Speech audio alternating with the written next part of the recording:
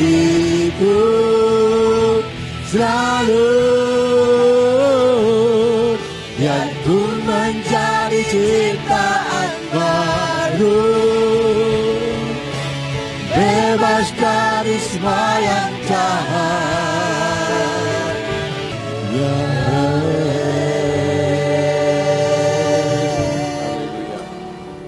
dengan sukacita penuh pada saat ini kami menghampiri tahta-Mu yang kudus. Terima kasih untuk segala kebaikan Tuhan yang Tuhan limpahkan di dalam kehidupan kami dari hari lepas hari. Sehingga pada saat ini kami bisa datang menghampiri tahta-Mu yang kudus. Setelah kami memuji dan meninggikan nama-Mu, kami ingin mendengar isi hati Tuhan. Mari Roh Kudus urapi hamba-Mu dan urapi setiap kami yang mendengar firman-Mu dengan urapan yang sama. Agar firman yang ditaburkan dapat kami pahami dan kami mengerti, sebagaimana Engkau memberikan pemahaman dan pengertian kepada hamba-Mu. Dan jika ada kuasa penguasa roh jahat di udara yang berusaha untuk memalingkan alam pikiran kami dari kebenaran firman, kami tolak dan kami patahkan di dalam nama Yeshua HaMashiach. Pergi kau keluar, tinggalkan tempat ini dan tinggalkan setiap hati dan pikiran kami. Karena hati dan pikiran kami hanya kami tujukan bagi kebenaran firman saja. Mari Bapa berikan kemampuan kepada kami bukan hanya untuk mendengar firman-Mu saja, melainkan juga melakukannya di dalam hidup kami. Terima kasih Bapa, bentuk dan ajar kami karena kami siap menerima firman-Mu. Demi nama Adonai Yeshua HaMashiach Tuhan dan Juru Selamat kami sudah berdoa dan mengucap syukur. Haleluya. Semua yang percaya katakan amin. Shalom Aleichem. Puji Bapak Yahweh, Bapak Ibu Saudara sekalian, pada saat ini saya akan membawakan firman yang saya beri judul Makna Yeshua ben David. Untuk itu saya akan mengajak untuk kita membuka di dalam kitab Matius pasal 1 ayat yang ke-1.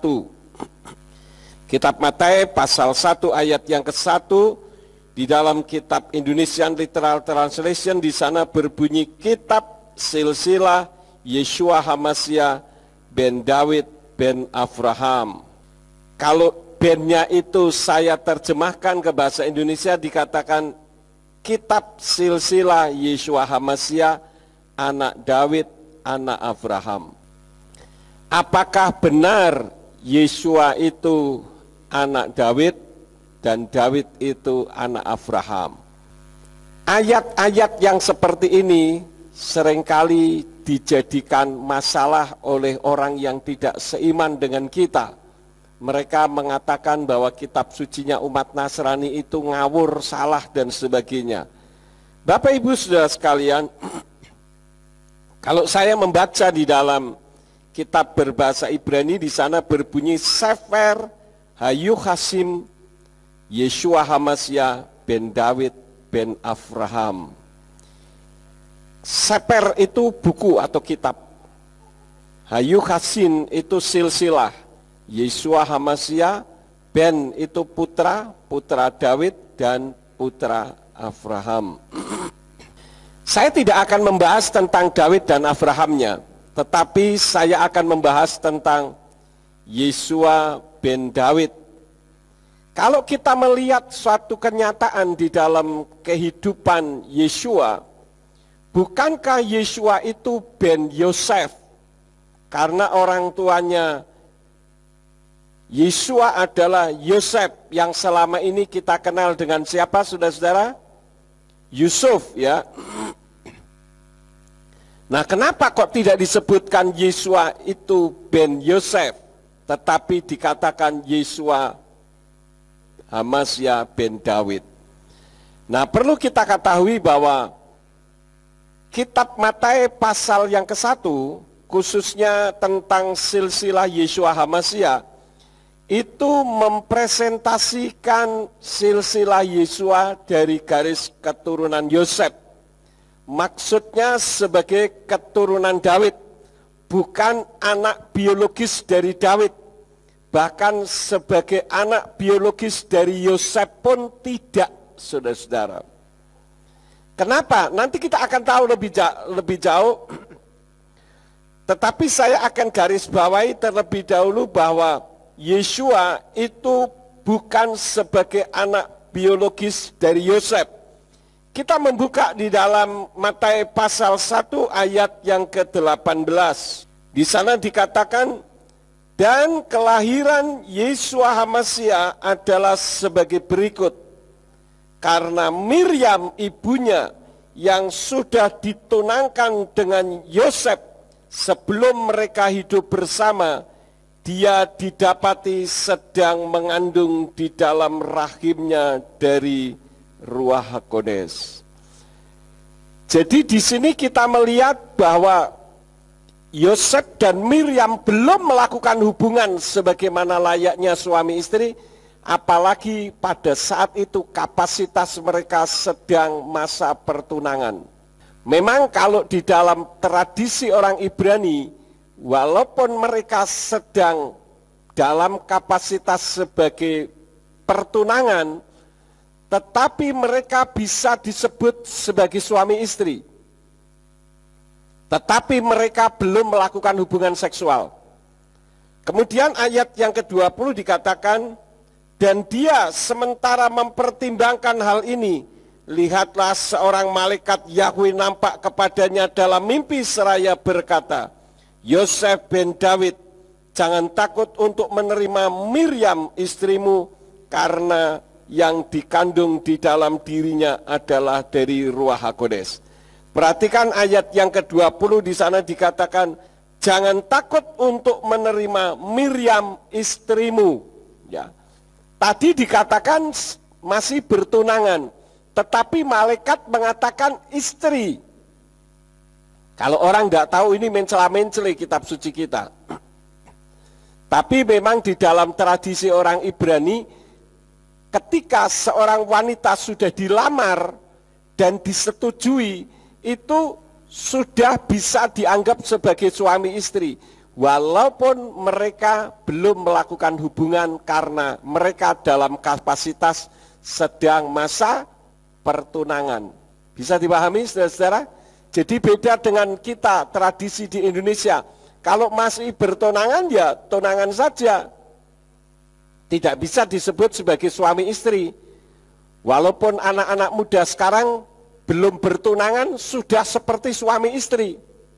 Baru pacaran manggilnya sudah mam, pap. Saya melihat seperti itu, betul enggak saudara? Anak-anak sekarang nih. Aneh, benar-benar aneh. Ya, tapi aneh nyata. Jadi Yeshua lahir dari Ruach HaKodes, bukan dari benih biologis. Kemudian dikukuhkan lagi di dalam ayat yang ke-25. Di sana dikatakan, dan dia tidak bersetubuh dengannya sampai dia sudah melahirkan putranya yang sulung, dan dia menyebut namanya Yeshua. Jadi jelas di sini bahwa Yosef tidak melakukan hubungan dengan Miriam sampai Yeshua HaMasiah dilahirkan. Itulah sebabnya ada kelompok institusi yang mengatakan bahwa Miriam adalah perawan suci sampai matinya. Tetapi sebetulnya tidak demikian. Karena kalau kita membaca di dalam kitab Matius pasal yang ke-13 ayat yang ke-55, di sana dikatakan, bukankah dia ini anak tukang kayu? Bukankah ibunya disebut Miriam dan saudara-saudaranya laki-laki Yakob dan Yoses dan Simon dan Yehuda? Jadi ayat ini mengungkapkan bahwa Miriam juga melakukan hubungan seks dengan Yosef. Jadi anggapan bahwa Miriam itu perawan kudus sampai matinya itu tidak benar. Karena Miriam juga manusia biasa.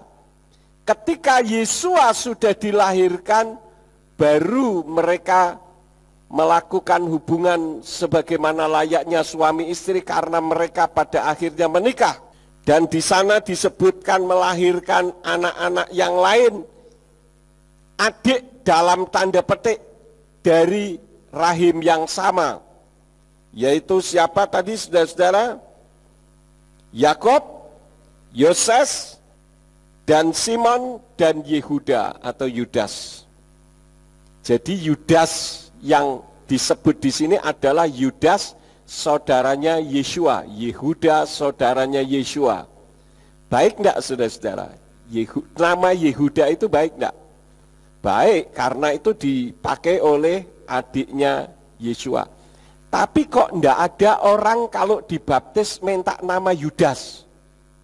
Enggak ada saudara-saudara.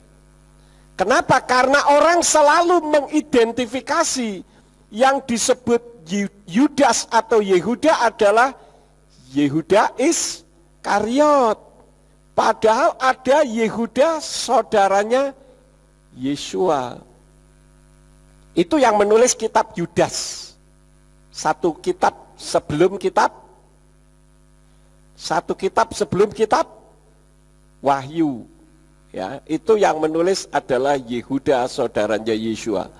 Kemudian Yakob itu juga saudaranya Yeshua satu rahim. Jadi adik satu rahim, ya. Nama Yakob bagus enggak? Bagus dong. Dulu saya hampir ganti nama karena pendeta-pendeta mengatakan Yakob itu artinya penipu. Waduh, lah masa saya namanya penipu? Padahal itu satu kekeliruan besar. Yakob itu artinya pemegang tumit. Nah, pemegang tumit itu artinya orang yang tidak mau kalah, saudara-saudara. Dan memang saya tidak mau kalah. Kalau sudah bicara soal kebenaran, hayuk saja. Oleh karena itulah ketika nama Bapak Yahweh dicetuskan, sampai sekarang sudah merebak ke seluruh penjuru Indonesia. Itu karena Yakub tidak mau mengalah, saudara-saudara. Tetapi bukan tidak mau mengalah karena salah, ya. Kalau tidak mau mengalah karena salah itu konyol namanya. Tetapi saudara-saudara, kalau kita melihat di dalam silsilah Yeshua, di dalam kitab Injil Lukas pasal 3 mulai ayat yang ke-23, itu sangat berbeda. Nah, dua silsilah yang berbeda ini yang seringkali dipakai oleh orang yang tidak beriman sama dengan kita, mengatakan bahwa umat Kristen itu kitabnya ngawur. Masa silsilah saja berbeda? Lalu banyak orang Kristen yang tidak mempelajari kitab suci, nganggut-nganggut doang. Iya juga ya, terbukti beda. Masa misalkan seperti saya, orang tua saya namanya Iksan Sujono, melahirkan saya, Yakub Sulistyo, melahirkan Simeon Sulistyo. Ya sampai kapanpun mau ditinjau dari sudut manapun ya sama. Kenapa ini silsilahnya berbeda? Berarti kitabmu salah. Lah kalau kitabmu salah, untuk apa kamu jadi Kristen? Iya juga ya. Jadi kerjaannya cuman iya juga begitu, tapi enggak ngerti apa-apa. Nah, silsilah dari kitab Lukas pasal 3 mulai ayat yang ke-23, kenapa silsilah Yeshua HaMashiach berbeda dengan kitab Matius? Karena di dalam kitab Injil Lukas mempresentasikan silsilah Yeshua dari garis keturunan Miriam. Jadi ditinjau dari dua sudut yang berbeda. Ini juga mengandung makna bahwa Elohim itu tidak pernah membedakan gender antara laki-laki dan perempuan. Kemarin ada orang tanya kepada saya di WA, Pak, saya mau tanya, kenapa di dalam kitab yang ditulis oleh Rabi Saul, perempuan tidak boleh berbicara, sementara di GPF ada gembala-gembala tetapi perempuan. Saya bilang Tuhan tidak pernah membedakan gender. Kitab suci melihat bagaimana Tuhan memakai Esther, kemudian memakai siapa lagi? Deborah.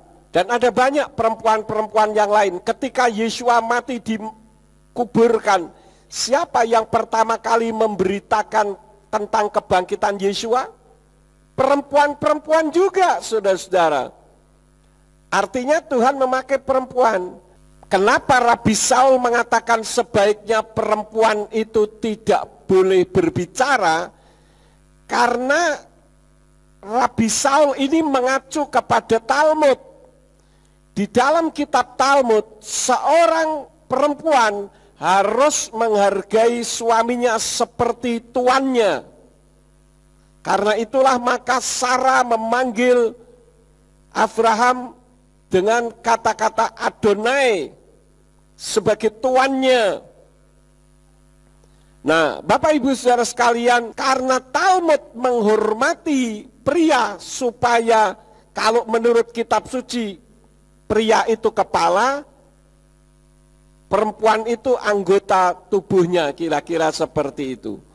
Maka dikhawatirkan kalau perempuan bertanya, seorang istri bertanya kepada suaminya di depan orang banyak, suaminya tidak mampu menjawab, berarti perempuan itu sudah mempermalukan suaminya.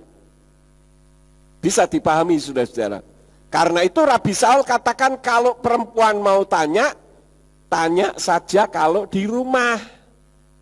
Gitu loh maksudnya. Tapi bukan berarti perempuan itu tidak boleh berbicara, boleh. Tetapi jangan bertanya, walaupun kalau bertanya kepada suaminya tujuannya baik, tetapi belum tentu suaminya bisa menjawab. Nah, kalau suaminya tidak bisa menjawab, berarti dia mempermalukan suaminya.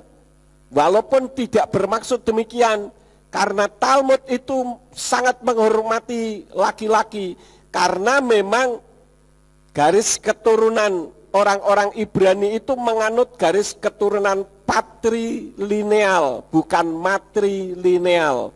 Kalau patrilineal itu dari garis keturunan ayah. Seperti orang-orang Chinese itu menggunakan garis keturunan patrilineal. Sehingga marganya marga sang ayah turun ke bawah. Sama seperti marga orang-orang Batak dari Sumatera Utara, itu juga marga pria yang turun ke bawah. Jadi kalau perempuan menikah dengan marga yang berbeda, maka marga perempuannya akan hilang. Kira-kira seperti itu. Jadi dari dua sudut pandang yang berbeda tentang silsilah Yeshua ini menunjukkan bahwa Elohim tidak membedakan gender. Bapa Yahweh tidak membedakan antara pria dengan wanita. Bahkan kalau saya melihat, saya melayani pekerjaan Tuhan kemana-mana, keluar pulau, keluar negeri, perempuan di dalam gereja lebih banyak daripada laki-laki. Coba saja saudara hitung nih perempuan-perempuan yang ada di sini, lebih banyak daripada laki-laki. Ya kan? Ada yang mau ngitung enggak? Saya melihat suatu kenyataan seperti itu, saudara-saudara. Jadi ketika Yeshua memberi makan ribuan orang, itu tidak seperti yang ditulis di situ karena perempuan dan anak-anak tidak tertulis. Kembali ke masalah Yeshua ben Daud, di dalam kitab Markus pasal 12 ayat yang ke-35 sampai 37. Ini berbicara tentang hubungan Yeshua dengan Daud. Saya baca terlebih dahulu, nanti saya terangkan. Dan sambil melanjutkan, sementara mengajar di bait suci, Yeshua berkata, bagaimana mungkin para ahli kitab mengatakan bahwa Mesias adalah ben Daud, sebab Daud sendiri dalam Roh Kudus telah berkata, Yahweh telah berfirman kepada Tuhanku, duduklah di sebelah kananku, sampai aku membuat musuh-musuhmu tumpuan kakimu. Jadi Daud sendiri menyebutnya sebagai Tuhan, dan bagaimana mungkin dia adalah anaknya, dan kerumunan orang banyak itu mendengarkan dia dengan gembira. Jadi Bapak Ibu Saudara sekalian, ayat-ayat ini mengungkapkan bagaimana orang Farisi dan ahli Torah bingung tentang silsilah tersebut karena mereka mengidentifikasi bukan dengan iman dari nubuatan kitab para nabi tentang kehadiran Sang Mesias. Jadi mereka membicarakan tentang Yeshua ben Daud itu dari garis keturunan realitas, bukan dengan iman. Sementara apa yang ditulis ini adalah nubuatan kitab para nabi. Sebagaimana kita ketahui bahwa Yeshua sejak di dalam rahim Miriam itu sudah menggenapi nubuatan kitab para nabi sampai Yeshua tergantung di atas kayu salib dan dia mengatakan sudah selesai. Itu semua adalah penggenapan dari nubuatan kitab para nabi yang disaksikan oleh para malaikat. Tapi anehnya orang lebih percaya omongan orang daripada omongan para malaikat. Padahal omongan orang itu kan bisa hoax. Sedangkan omongan malaikat tidak mungkin salah, saudara-saudara. Kita membuka di dalam nubuatannya Yesayahu pasal yang ke-11. Kitab Yesayahu atau Yesaya pasal yang ke-11 ayat yang ke-1 dan ayat yang ke-10. Di sana dikatakan, dan sebuah cabang akan muncul dari batang Isai, dan sebuah tunas dari akarnya akan berbuah. Ayat 10, dan akan terjadi pada hari itu, bahwa akar Isai lah yang berdiri sebagai panji bangsa-bangsa.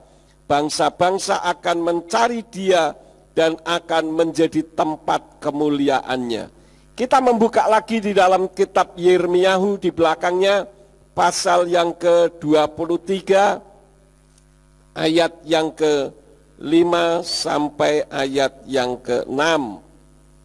Di sana dikatakan, lihatlah hari-hari itu datang firman Yahweh, bahwa aku akan membangkitkan sebuah tunas yang benar bagi Daud, dan seorang raja akan memerintah dan bertindak dengan bijaksana, serta akan melakukan keadilan dan kebenaran di bumi. Pada hari-harinya Yehuda akan diselamatkan dan Israel akan tinggal dengan aman. Dan inilah namanya yang dia menyatakannya Yahweh Sidkenu atau Yahweh kebenaranku. Ini adalah nubuatan kitab para nabi yang seharusnya diketahui oleh ahli Torah, tetapi ternyata mereka yang menyatakan diri seolah-olah sebagai seorang ahli tentang Torah, tetapi justru mereka tidak mengerti Torah. Berapa banyak satu kenyataan terjadi, banyak teolog-teolog yang menyatakan diri sebagai teolog handal, tetapi mereka ternyata tidak mengerti tentang teologi yang sesungguhnya. Terbukti mereka tidak mampu membedakan antara nama, sebutan, bahasa, dan budaya. Saudara yang tidak sekolah teologi lebih ngerti daripada teolog-teolog itu. Kenapa? Karena mereka sudah antipati dengan pribadi Yeshua, yang mereka pikir katanya Tuhan yang dijanjikan Mesias itu. Masa Mesias wujudnya bayi seonggok kecil seperti itu? Kira-kira demikian. Sehingga konsep pola pikirnya sendiri sudah menghapus kebenaran firman. Dan ini yang terjadi di dalam gereja-gereja Tuhan yang tidak mengakui nama Bapa Yahweh.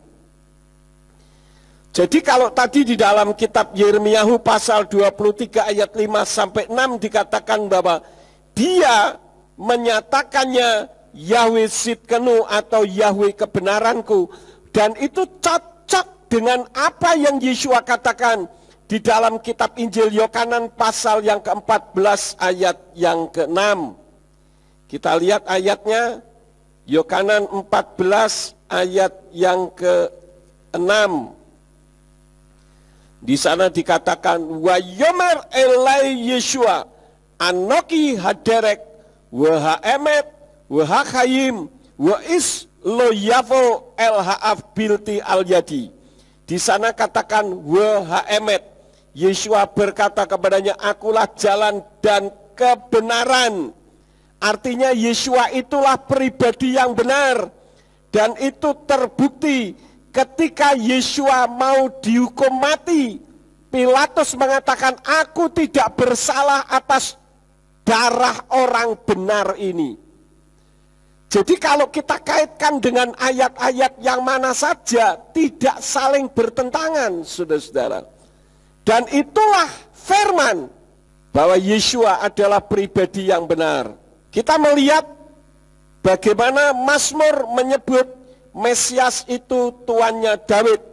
Kita membuka di dalam Mazmur pasal yang ke-110 ayat yang ke-1. Di sana dikatakan, Mazmur Daud, perkataan Yahweh kepada Tuhanku, duduklah di sebelah kananku sampai aku menempatkan musuh-musuhmu di telapak kakimu. Yahweh akan menurunkan tongkat kekuatanmu dari Sion, berkuasa di tengah-tengah musuhmu. Kemudian kita lihat lagi di dalam, ya ini saja dulu saya terangkan. Bagaimana mungkin Mesias itu sebagai tuannya Daud. Ini yang tidak bisa dipahami oleh ahli-ahli Torah, sehingga mereka bergabung dengan kaum Farisi untuk menolak kehadiran Yeshua ketika ada di atas muka bumi. Karena dianggap tidak sesuai dengan apa yang dipikirkan di dalam otak manusia. Mungkin mereka pikir seperti film Star Trek, yang seharusnya terjadi seperti itu. Yang disebut dengan Tuhan yang turun ke bumi dalam wujud manusia, tahu-tahu cedeng berdiri manusia. Seperti film Star Trek begitu. Tidak bisa, saudara-saudara. Kenapa Yeshua dilahirkan dalam wujud dari zigot terlebih dahulu, sampai pada akhirnya melahirkan bayi? Ketika Yeshua dalam wujud zigot, itu artinya Yeshua mewakili zigot-zigot yang ada di dalam rahim perempuan. Artinya ketika ada seorang perempuan hamil, zigot yang ada di dalam dirinya itu sudah mengandung karya keselamatan dari Yeshua HaMashiach. Ketika dia dilahirkan sebagai seonggok bayi, maka bayi itu juga sudah menerima jaminan kepastian keselamatan dari iman ibunya. Jadi sepanjang Yeshua ada di atas muka bumi, sejak dari rahim ibunya sampai dia mati, itu mewakili manusia seutuhnya. Sehingga tidak ada hal yang sia-sia. Kitab Roma mengatakan bahwa ketika Yeshua mati, itu memang harus mati supaya dia menjadi Tuhan atas orang-orang mati juga. Dan setan takut dengan kematian Yeshua. Itulah sebabnya ada berita hoax yang mengatakan Yeshua tidak mati, tetapi ada orang yang diserupakan dengan dia yang disalibkan. Ini juga tidak masuk akal. Misalkan saya harus mati disalib, kemudian katakanlah Pak Sarmujito diserupakan, wajahnya diubah sedemikian rupa menjadi sama seperti saya. Tapi pribadinya sama atau tidak, saudara-saudara? Tidak. Dan ketika Pak Sarmujito disalib, apakah Pak Sarmujito akan berkata, kuserahkan tubuh, jiwa, dan rohku kepadamu ya Tuhan? Dia tidak bersalah. Tentu Pak Sarmujito akan mengatakan, hei lihat wajahku ini loh, aku bukan Pak Yakob, aku Sarmujito. Kan begitu, saudara-saudara. Masa orang yang mau disalib tenang-tenang saja? Ini juga tidak masuk akal. Dan ada banyak hal-hal lain yang tidak masuk akal. Kenapa? Pada intinya karena setan takut Yeshua itu disalib. Karena kalau Yeshua disalib berarti dia akan mati dan dia akan bangkit. Artinya semua nubuatan kitab para nabi akan tergenapi. Maka ada berita hoax yang mengatakan Yeshua tidak disalibkan, Yeshua tidak mati. Jadi Bapak Ibu Saudara sekalian, kedudukan Mesias lebih tinggi dari Daud, dan ini sempat menjadi bahasan di dalam kitab Matius pasal yang ke-22. Kita lihat di dalam kitab Matius pasal yang ke-22, ayat yang ke-41 sampai ayat yang ke-46. Ini hampir sama seperti yang tadi ya. Di sini dikatakan, dan setelah orang-orang Farisi berkumpul, Yesua menanyai mereka dengan berkata, mengenai Mesias, bagaimanakah hal ini agaknya menurutmu? Yesua bertanya kepada orang-orang Farisi, anak siapakah dia? Mereka berkata kepadanya, anak Daud. Dia berkata kepada mereka, lalu bagaimanakah Daud dalam roh menyebutnya Tuhan ketika berkata, Yahweh telah berfirman kepada Tuhanku, duduklah di sebelah kananku sampai aku membuat musuh-musuhmu tumpuan kakimu. Jadi jika Daud memanggil dia Tuhan, bagaimanakah dia menjadi anaknya? Dan tidak seorang pun sanggup menjawab sepatah kata kepadanya, bahkan sejak hari itu tidak ada seorang pun yang berani menanyai dia lagi. Kenapa? Karena mereka tidak memahami apa yang Yesua maksudkan. Padahal yang dimaksud adalah dirinya sendiri dalam kapasitas sebagai Elohim yang merendahkan dirinya, mengosongkan dirinya sebagai dalam wujud manusia. Dan itu sesuai dengan apa yang ditulis oleh Rabi Saul di dalam kitab Filipi pasal yang kedua. Kita membuka di dalam Filipi pasal yang kedua, ayat yang ke-6 sampai ayat yang ke-8. Di sana dikatakan, dia yang meskipun ada dalam rupa Elohim, tidak menganggap bahwa menjadi setara dengan Elohim adalah sesuatu yang harus dirampas. Sebaliknya dia sudah mengosongkan dirinya sendiri dengan mengambil rupa seorang hamba agar berada dalam keserupaan manusia, dan supaya didapati dalam pola seperti manusia, bukan pola manusia tetapi pola seperti manusia, dia sudah merendahkan dirinya sendiri dengan menjadi taat sampai pada kematian, bahkan kematian di kayu salib. Jadi kalau Yesua tidak mau disalib, pertanyaan saya, bisa atau tidak? Sangat bisa. Ketika orang mau menyalib, Yesua katakan, mati kau semua. Mati langsung, saudara-saudara, tidak perlu nunggu waktu lagi. Pohon saja ketika disebut mulai sekarang engkau tidak akan mengeluarkan buah. Bukan hanya tidak mengeluarkan buah, bahkan pohon itu kenapa? Kering sampai ke akar-akarnya, saudara-saudara. Apalagi ketika Yesua katakan, mati kau. Mati. Jadi kodok semuanya. Tetapi kan Tuhan tidak melakukan itu karena dia mengosongkan dirinya. Tidak dalam sebagai Elohim yang penuh dengan kuasa, tetapi dia menyamakan dirinya seperti manusia pada umumnya. Inilah yang menjadi sebab kenapa Yesua disebut Ben Daud, saudara-saudara. Nah, saya akan lanjutkan lagi. Kalau demikian, Yesua bukan anak biologis dari Yosef. Kenapa? Ada 3 hal yang penting. Yang pertama, Yesua itu bukan orang Yahudi, hanya rahimnya saja dari orang Yahudi. Karena seperti yang tadi saya sampaikan, orang Yahudi menganut garis keturunan patrilineal, bukan matrilineal. Itulah sebabnya kepercayaan saudara-saudara kita dengan kitabnya mengatakan Isa itu Yesua bukan Isa bin Yosef atau Isa bin Yusuf, tetapi Isa bin Maryam. Karena memang tidak ada darah manusia di dalam kehidupan pribadi Yesua. Beda dengan Melkisedek. Di dalam kitab Ibrani pasal yang ke-7 disebutkan Melkisedek itu tidak beribu dan tidak berbapak, tidak bersilsilah seperti Yesua. Karena sebetulnya Melkisedek itu memutus hubungan keluarga bagi Elohim. Sehingga disebutkan tidak bersilsilah. Tetapi itu bukan makhluk jadi-jadian, saudara-saudara. Sebetulnya Melkisedek adalah manusia biasa, tetapi dia mendedikasikan hidupnya untuk Tuhan. Maka putuslah garis silsilahnya, maka disebut tidak beribu dan tidak berbapak, tidak bersilsilah. Karena dia menyerahkan hidupnya. Dan sebetulnya hal itu pun sama dengan kita. Kitab suci katakan ketika saudara menerima Yeshua HaMasiah sebagai Tuhan dan Juru Selamat, kitab suci katakan kita sudah bukan milik kita lagi, tetapi kita adalah miliknya Elohim.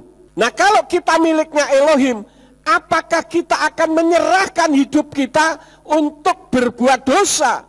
Kalau kita melakukan perbuatan dosa, artinya kita masih menjadi milik diri kita sendiri, bukan miliknya Tuhan. Coba saja misalkan saudara mau berbuat dosa, mau mencuri misalkan.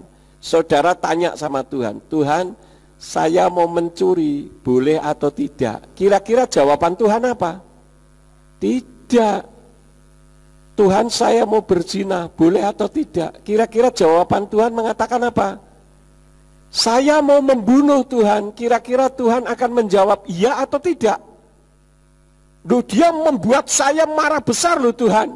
Ya sudahlah, karena dia membuat kamu marah, silahkan bunuh. Seperti itukah Tuhan?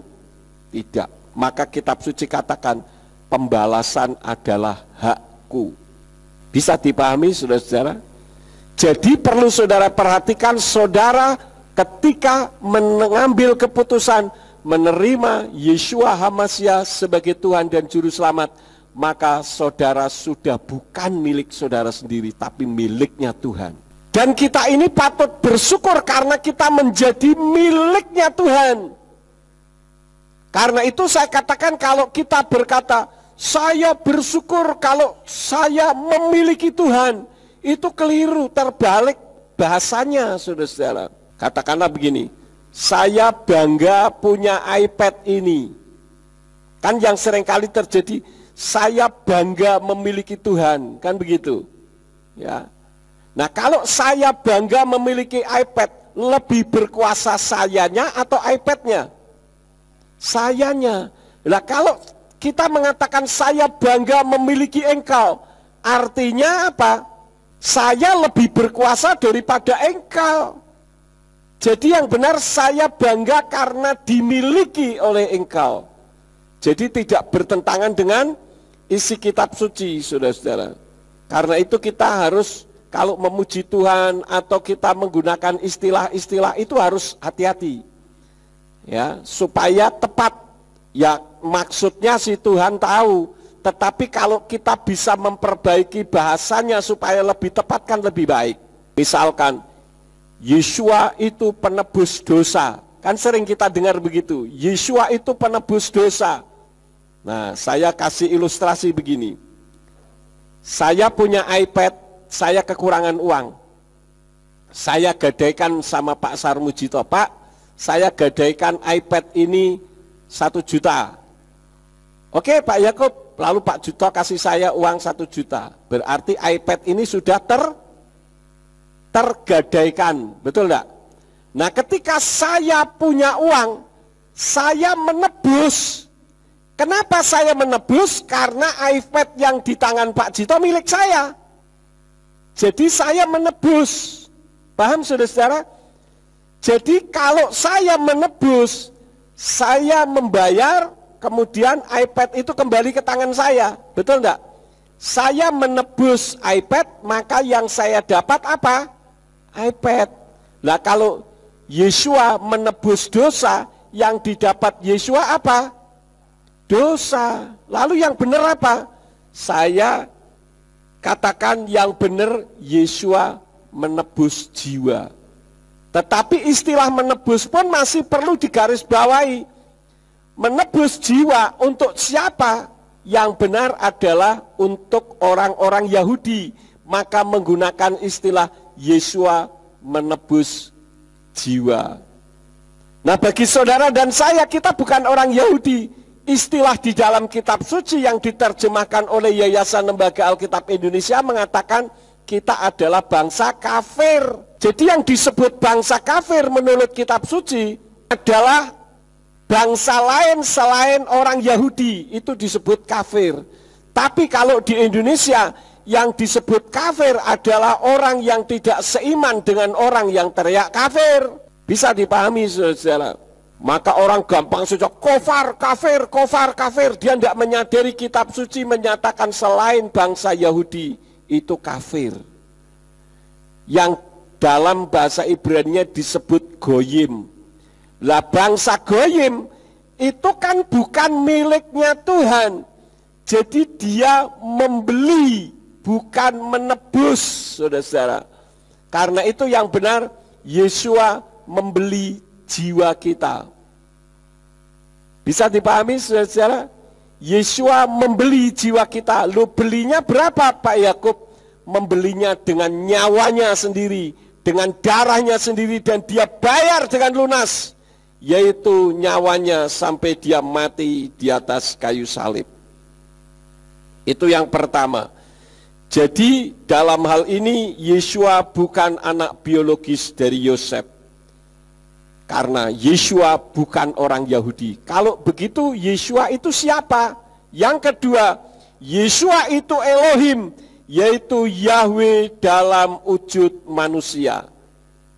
Banyak orang yang tidak memahami karena hanya bertumpu kepada kitab suci. Itu pun bukan dari kitab suci Indonesian Literal Translation, tetapi terjemahan dari Yayasan Lembaga Alkitab Indonesia, sehingga mengatakan bahwa Yesus itu Allah. Yesua bukan Allah. Yesua adalah Yahweh yang turun dalam wujud manusia ke atas muka bumi untuk menyelamatkan saudara dan saya.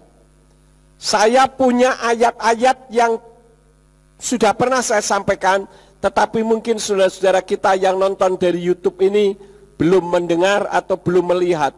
Saya akan tunjukkan beberapa ayat, tolong bisa dipresentasikan satu persatu ya. Nah, saudara-saudara, Yesua itu Yahweh. Ini di dalam kitab 1 Korintus 12 ayat yang ketiga dari kitab Hebraic Root Version. Coba kita membuka saja ayatnya, ada sedikit perbedaan di sini. 1 Korintus 12 ayat yang ketiga dari Indonesian Literal Translation katakan, oleh sebab itu aku memberitahukan kepadamu bahwa ketika berbicara dalam roh Elohim, tidak seorang pun mengatakan Yesua terkutuk, dan tidak seorang pun dapat mengatakan Yesua Tuhan kecuali oleh Ruach HaKodes. Yesua Tuhan. Tetapi kalau di dalam kitab yang berbahasa Inggris dikatakan, because of this I make known to you that there is no one who speaks by the Spirit of Eloah and says that Yeshua is accursed, and neither is a man able to say that Yahweh is Yeshua. Yahweh itu Yeshua, except kecuali oleh Ruach HaKodes. Jadi hanya orang yang penuh Roh Kudus, dia menyatakan Yeshua itu Yahweh. Yahweh itu Yeshua. Jadi kalau ada orang yang mengatakan saya penuh Roh Kudus, tandanya apa? Berbahasa lidah. Saya bahasa lidahnya rame loh Pak. Wala wala wala wala, sandalawas sandalawas. Tapi dia menolak Yeshua itu Yahweh. Itu bukan sandalawas lagi, sandal buangan. Saudara tidak berbahasa lidah, tapi saudara ngerti bahwa Yeshua itu Yahweh, Yahweh itu Yeshua. Menurut ayat ini saudara penuh Roh Kudus. Jadi orang penuh Roh Kudus itu tidak perlu harus berbahasa lidah. Orang yang mati di rajam batu zaman Rabi Saul, siapa namanya? Stefanus. Apakah dia berbahasa lidah? Tidak, tapi dikatakan dia penuh Roh Kudus. Ya. Jadi jangan saudara kecil hati kalau saudara tidak berbahasa lidah. Terkadang bahasa lidah juga dibuat-buat. Pernah ada orang ngajari, kamu belajar bahasa lidah ya, ikuti saya, wala wala wala wala wala wala. Nah kalau wala wala saja semua orang juga bisa. Jadi itu hal yang pertama. Kita lihat yang selanjutnya. Ini dari kitab Hebraic Root Version. Kitab tadi tidak banyak orang Indonesia memilikinya, ya, tapi saya punya kitabnya, maka saya bisa ambil intinya. Kemudian Yahweh, Yeshua, dan Ruach HaKodes itu satu adanya. Ini sama seperti yang ada di dalam ini, ya, yang ada di sini. Ada tiga yang bersaksi di Samayim atau di sorga, Bapa, Firman, dan Ruach HaKodes, dan ketiganya ini adalah satu. Ki Selosa Hamidim Basamayim Ha'af wahadafar weruah hakodes uslaktam ekhat hema. Jadi antara Bapa yaitu Yahweh, firman atau dafar yaitu Yeshua, dan Ruach HaKodes itu berapa? 1, bukan 3. Jadi umat Nasrani itu Tuhannya tidak 3. Lah kalau Tuhannya 3, lah kalau yang satu dengan yang lain tidak cocok, berantem, dunia gonjang ganjing, saudara-saudara. Bapa, Putra, dan Roh Kudus itu 1. Ada orang mengatakan begini, orang-orang itu ngawur ya. Saya tidak pernah menyembah 3 Tuhan. Yang benar 3 pribadi 1 Tuhan. Lah ini sami mawon. 3 pribadi yang artinya 3 Tuhan. Ini artinya tidak memahami arti dari kata pribadi. Ini hal yang kedua. Selanjutnya, ayat selanjutnya. Nah, di dalam kitab Injil Yohanan 10 ayat yang ke-30, Ani wa ahaf ekhat, aku dan Bapa 1. Ini saya munculkan supaya saudara memahami betul bahwa Yeshua itu Yahweh. Kenapa? Karena sekarang penyerangan terhadap pribadi Yeshua itu sangat luar biasa di media sosial. Sampai-sampai banyak orang-orang yang tidak dipenuhi oleh Roh Kudus berpikir hanya dengan otaknya, diputar balik sedikit meninggalkan kekristenan. Kita lihat lagi berikutnya. Nah, ini juga tidak ada di dalam kitab-kitab di Indonesia. Tidak banyak orang memiliki, tapi saya punya kitabnya Aramaic Bible. Kalau saudara ingin lihat, bisa lihat di kantor ruangan saya. Di sini dikatakan, kalau dibaca dari sini ke sini ya, ini bunyinya seperti ini. Atilat tekon kerio mana prokal dari Tuhi Maryam Mesia pemadinta de Daud. Karena hari ini telah lahir bagimu juru selamat, yaitu Tuhan Yahweh sang Mesias di kota Daud. Yang lahir wujudnya manusia, tetapi disebutkan Tuhan Yahweh yang dilahirkan. Karena Yeshua itu Yahweh, saudara-saudara. Ya, kemudian kita lihat lagi selanjutnya. Nah, di dalam kitab Injil Yohanan atau Yohanes 8 ayat yang ke-58 dikatakan, wa yomar alaihem Yeshua, amen amen ani omer lakem ani hayiti otat lo haya Abraham.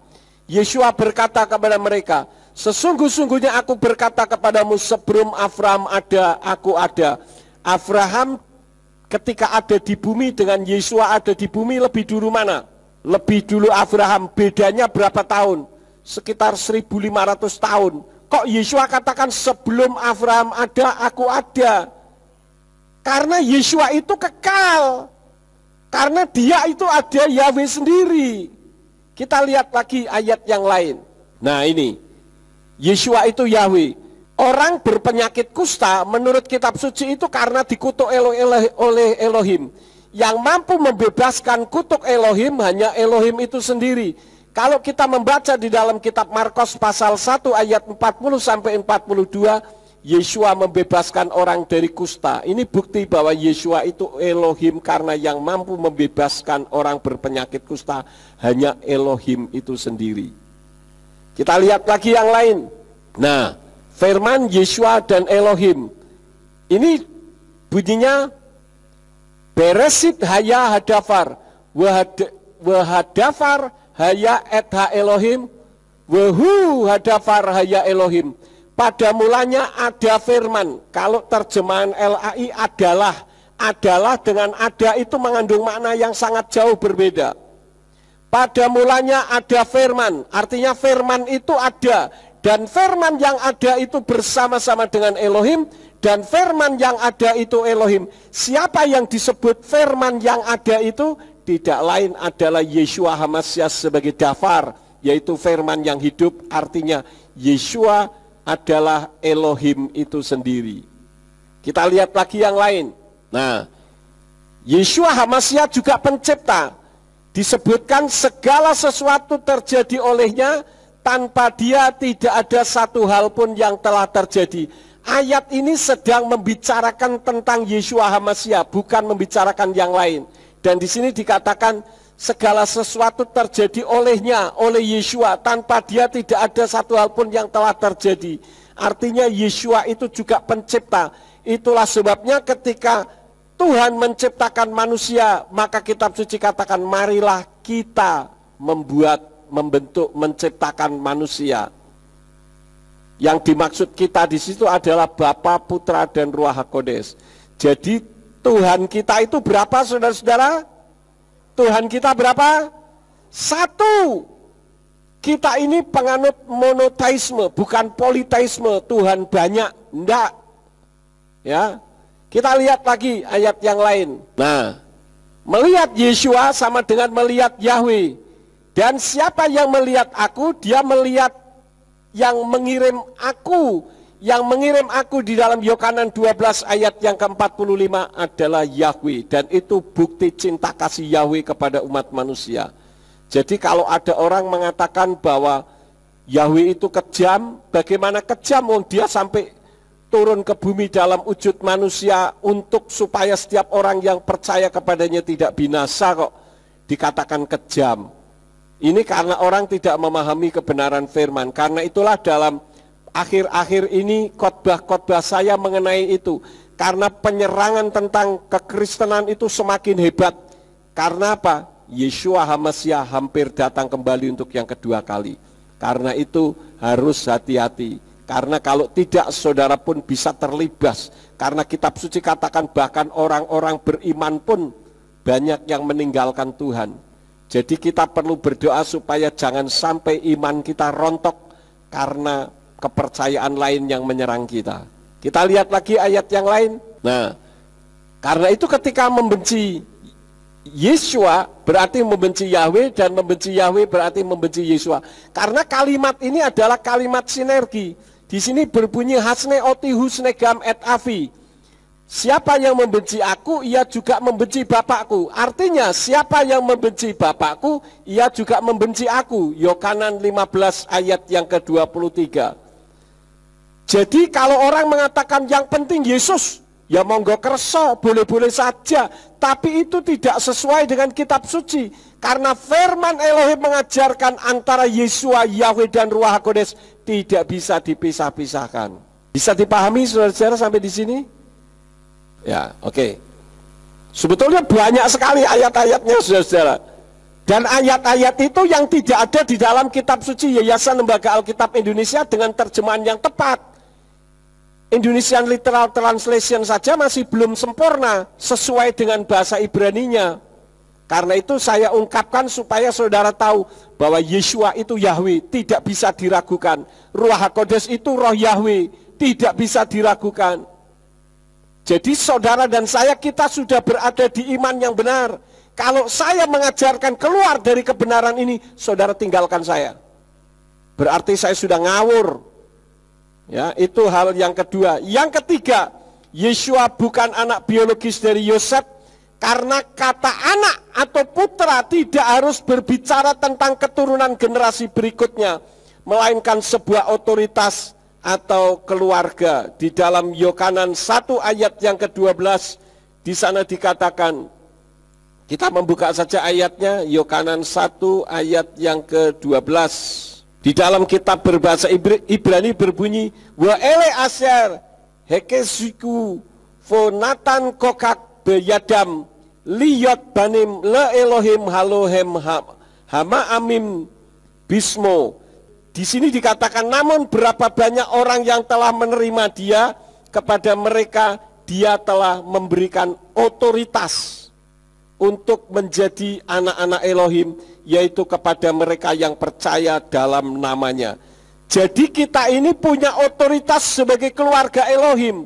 Jadi saudara dan saya, kita adalah keluarga Elohim. Maka dapat dipastikan nantinya saat kita mati, pasti dikumpulkan dalam keluarga besar para saleh-saleh Elohim di Samayim. Oleh karena itu, setelah saudara tahu bahwa saudara dan saya, kita semua adalah keluarga Elohim, karena disebut memiliki otoritas sebagai anak-anak Elohim, maka didiklah anak-anak kita agar kelak kita tidak menyesal karena anak-anak kita masuk dalam era kenakalan remaja. Bagaimana mendidiknya? Seperti Lois mendidik Eunike dan Eunike mendidik Timotius. Ini adalah anak rohaninya Rabi Saul yang paling gampang dibentuk. Terkadang kita ini kasihan dengan anak-anak kita, ya. Kalau sekarang masa pandemi begitu, anak-anak tidak banyak punya kegiatan di sekolah. Tetapi saya tidak tahu apakah masa pandemi juga anak-anak sekolahnya mulainya juga sama seperti pada saat tidak pandemi. Sama ya? Oke, berarti pagi hari anak-anak sudah bangun. Ya, ketika malam minggu, kasihanlah anak kita besok pagi biar ndak kan besok pagi libur ndak sekolah. Biarlah dia menikmati tidurnya. Tapi malamnya tidurnya malam lembur, main game saudara-saudara. Kemudian kita pikir kasihan. Saya ingatkan, saudara tidak sayang dengan anak saudara. Kenapa? Karena anak itu ketika tidak dididik di jalan Tuhan, ketika masuk masa remaja, otak pikirannya sudah mulai mengembangkan sendiri, maka tidak jarang banyak umat Nasrani, anak-anak muda sudah keluar dari jalur firman. Masuk dalam era kenakalan remaja, ikut geng motor. Ya katakanlah seperti saya dulu, karena orang tua saya tidak begitu memahami firman, sehingga pergi ke gereja hanya karena kebiasaan. Saya bersyukur akhir-akhirnya saja, sekian tahun sebelum papa mama saya meninggal, mereka menjadi orang yang cinta Tuhan. Dulu tidak, pergi ke gereja, dan ketika pergi ke gereja saya juga tidak dengerin firman, saya di luar mainan sendiri, tidak ngerti firman. Sehingga ketika remaja saya masuk ke kenakalan remaja, tukang berantem, ya main judi highlight, ke kasino. Dulu di Jakarta kan banyak itu di Jalan Gajah Mada. Wah saudara-saudara, pekerjaannya seperti itu, punya geng motor, bahagia kalau bisa merugikan orang lain. Untung, sangat untung Tuhan menyelamatkan saya melalui sakit penyakit. Ketika saya kena liver tifus mau mati, di situ saya mulai sadar, kalau saya mati kemana ini? Orang bilang orang mati itu masuk surga dan neraka. Kalau masuk surga kok saya tidak tahu jalannya. Masuk neraka katanya dibakar, saya tidak mau. Bingung sendiri. Pada saat itu teman saya mengajak ikut KKR, kesembuhan ilahi, yang waktu itu dilayani oleh pendeta Dr. Morris Cerullo dari Amerika di Senayan, di Istora Senayan, Jakarta. Itu pada tahun 79 akhir. Itu pun teman saya juga kurang ajar, saudara-saudara. Ngajak saya juga enggak untuk keselamatan. Dia bilang apa? Ayo Yakub, kita pergi ke gereja. Di gereja ada perempuan cantik loh. Loh, saya diiming-imingin perempuan cantik. Nah waktu itu saya belum bertobat, ya hayo saja. Waktu itu saya dengan Pak Lukas bareng-bareng, saudara-saudara. Nah ketika sampai di gereja, oh iya bener ada perempuan cantik loh. Ketika sudah sampai di Istora Senayan, saya pikir nanti turun saya mau ajak pergi. Sudah diduluin Pak Lukas. Nah, saya tidak menceritakan itu. Ketika pendeta Morris Cerullo berdoa, dia katakan, siapa yang sakit? Angkat tangan. Angkat tangan kananmu. Dan tangan kiri ditaruh di tempat yang sakit. Saya bingung naruhnya di mana ini, ada banyak penyakit di dalam diri saya. Ya udah saya taruh di dada. Kemudian dia berdoa. Saya lihat ada orang lumpuh tiba-tiba berjalan, lari dan sebagainya. Saya enggak ada apa-apa. Besok paginya disuruh datang lagi. Saya pikir ya udahlah, kalau kali kemarin salah, mungkin kali ini saya bisa menang dari Lukas. Ternyata kalah lagi juga. Karena perempuannya nggak ada, nggak ikut. Nah saudara-saudara, pada saat hari yang kedua itu suruh angkat tangan lagi, tidak terjadi perubahan. Tetapi ketika saya pulang sampai di rumah, perubahan yang terjadi adalah di dalam hati saya. Tadinya saya tidak mau urusan soal kekristenan, saya mulai concern, mulai perhatian dengan firman. Saya pergi ke toko Gunung Mulia di Jakarta, saya beli kitab sucinya umat Nasrani, saya pelajari setiap hari, kerjaannya membaca kitab saja. Di situ terjadi perubahan di dalam hidup saya. Jadi saudara-saudara, sebetulnya yang paling penting mukjizat dan berkat yang terjadi seperti video yang saya share kemarin, mujizat yang terbesar itu bukan orang lumpuh berjalan atau orang mati bangkit kembali. Mujizat yang paling besar adalah ketika hati seseorang diubah dari dulu tidak peduli dengan keselamatan, pada akhirnya peduli dengan keselamatan kepada Bapa Yahweh di dalam nama Yeshua HaMashiach dan Ruach HaKodes. Itu adalah mujizat yang terbesar. Nah, sejak itu saya mulai mendalami firman, saya mulai datang ke gereja. Dulu rambut saya panjang, saudara-saudara. Ya, orang-orang bilang, waduh, ini ada gondrong masuk di dalam gereja. Saya ikut kebaktian kaum muda. Ini seumur hidup nggak akan pernah saya lupakan. Ketika pemimpin pujiannya, ketua kaum mudanya memimpin pujian, saya duduk di sana. Ketua pemudanya, saya masuk baru 3 kali, sudah bayangkan 3 kali belum tahu apa-apa. Ketua pemudanya ngomong gini, saudara, mari kita memuji Tuhan sekali lagi dan nanti saya minta saudara Yakub berdoa. Itu ketika nama saya disebut, langsung jantung saya berdetak keras, duk duk duk duk duk duk duk duk. Waduh, kok saya disuruh berdoa? Lah bagaimana saya berdoa? Lalu saya mulai ngarang, nanti saya mau ngomong ini. Wah, beres. Begitu pujiannya selesai itu keringet besar-besar sejagung-jagung mulai keluar semua. Lalu saya mulai berdoa. Saya berdoa itu cuma Tuhan. Blank, hilang saudara-saudara yang ada di otak saya. Saya mau ngomong apa ini? Ngomong lagi Tuhan. Akhirnya teman saya yang ngajak ke gereja yang melanjutkan doa. Muka saya merah kayak kepiting direbus. Saya marah kepada Tuhan. Saya bilang, kurang ajar. Ketua pemuda tidak tahu diri. Sudah tahu anak baru. Disuruh berdoa, saya dipermalukan. Sorry Tuhan, mulai minggu depan saya tidak perlu lagi pergi ke gereja. Apa-apaan gereja kok mempermalukan orang? Itu kali pertama saya mendengar suara Tuhan. Tuhan berbicara seperti orang berbisik dengan suara yang mantap. Suaranya seperti orang, kalau dulu ada iklan, semuanya dari Mayora, gitu ya. Suaranya mantap seperti itu, suaranya jelas sekali. Dia katakan, anakku, kamu sudah bisa berdoa. Wih, saya bingung loh, saya sedang marah-marah kok berdoa. Jadi rupanya ketika saya marah kepada Tuhan, itu oleh Tuhan saya dianggap sedang berdoa, saudara-saudara. Itulah kebaikan Tuhan. Sampai akhirnya saya tidak jadi mundur, saya semakin maju, saya mulai mimpin pujian. Mimpin pujian pun saudara-saudara, saya tulis dulu, sekarang saya sudah bebas kan gitu. Saya tak tulis di situ. Sekarang saya sudah bebas, saudara-saudara, kita sudah dibebaskan oleh darah Yesus Kristus. Tak catat, tinggal baca doang. Itu dulu. Apalagi suruh khotbah, waduh. Wong suruh berdoa saja gemeter. Nggak karu-karuan, bisa blank semua, apalagi suruh berdoa, suruh khotbah. Saya pernah khotbah, pertama kali khotbah, saya ingat itu khotbah cuma 7 menit kalau nggak salah. Saya sudah menyiapkan banyak, saudara-saudara, saya pikir, wah ini kalau saya khotbahkan 1,5 jam. Tapi begitu dikhotbahkan 7 menit selesai, bingung saya. Mau ngelanjutin apa lagi saya ngomongnya ini. Waduh, ya sudahlah saya tutup saja. Ya, jadi khotbah pertama saya 7 menit. Wih, ngeri sekali saudara-saudara. Sampai keringat dingin keluar semua. Jadi kalau saya bisa menyampaikan seperti ini pada hari ini, itu bukan karena saya, tapi karena Ruach HaKodes, karena Roh Kudus yang membimbing dan menuntun saya. Kalau saya bisa, saudara bisa enggak? Ora iso Pak nek aku.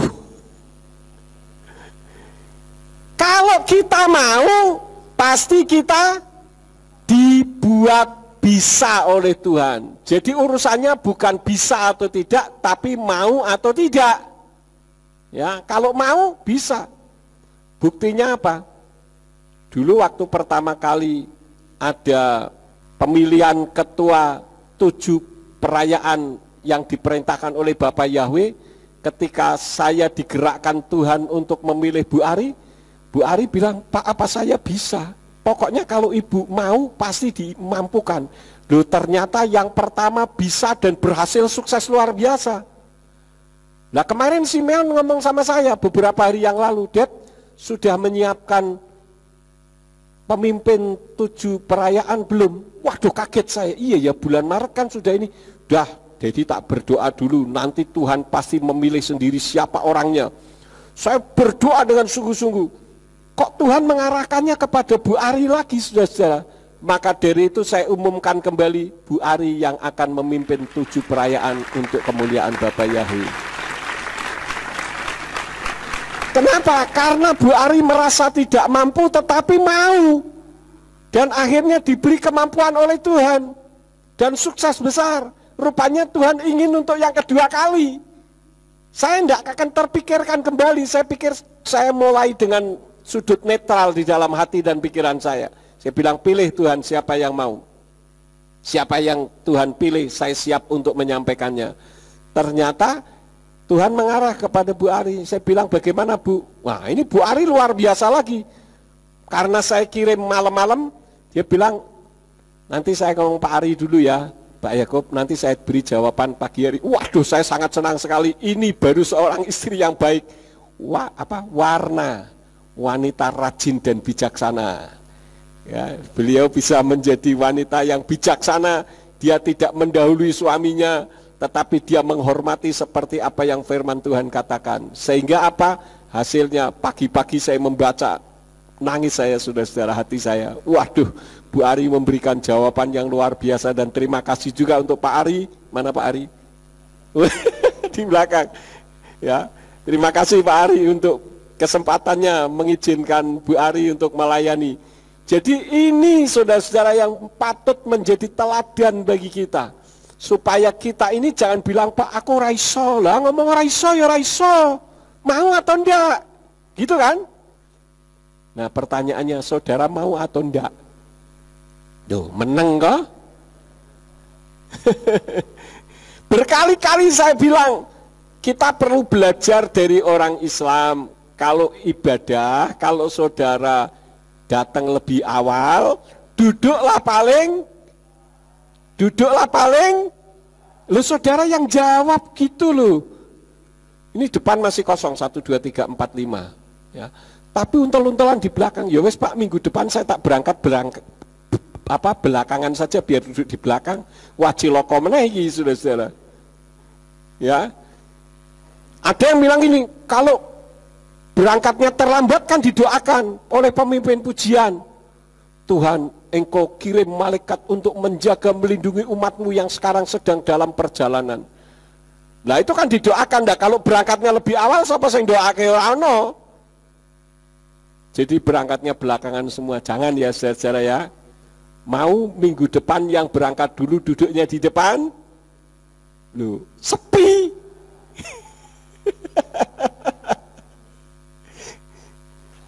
Saudara mau menerima berkat Tuhan paling depan? Wah, malu-malu kucing. Kalau untuk berkat selalu pengen nomor 1. Tapi kalau untuk duduk nomor belakang. Saya katakan berkatnya beda, berkat rohaninya. Coba saudara buktikan yang biasa duduk di belakang, sekarang duduk di depan. Pasti rasa di dalam hati itu beda, ya.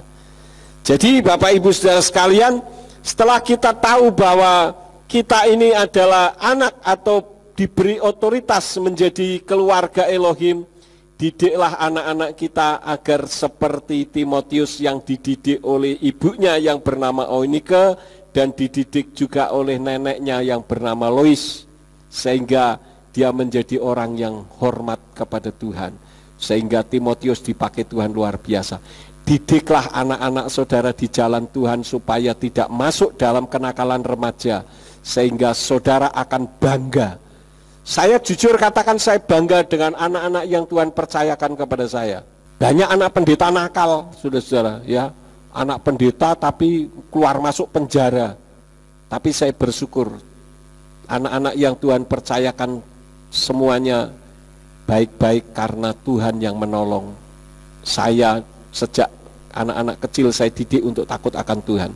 Saya pernah saksikan, saya akan tutup dengan kesaksian. Ketika dulu saya melayani ke Semarang, saya berangkat jam 4 pagi. Saya bawa anak-anak waktu itu naik mobil Zebra atau apa saya lupa. Belakang itu saya kasih kasur, anak-anak masih tidur tak gotongi satu-satu, tak taruh di belakang, Jadi yang tahu itu Dina sama Simeon itu keruntelan di belakang berdua, saya nyetir, Bu Yakub ada di sebelah saya, anak-anak tidur di belakang, saudara-saudara. Kenapa? Karena saya tidak izinkan anak-anak saya jatuh di dalam dosa kenakalan remaja. Karena itu saya didik sejak kecil untuk takut akan Tuhan. Hasilnya saudara bisa perhatikan, ya. Dina sekarang menjadi orang yang sukses di Amerika. Semuanya itu karena Tuhan yang membina, yang mengajar. Kalau saya bisa, saudara pun bisa. Saudara akan membuat anak-anak saudara menjadi anak yang hebat di mata Tuhan. Saya tidak akan memperpanjang firman, biarlah firman ini akan memberkati setiap kehidupan kita.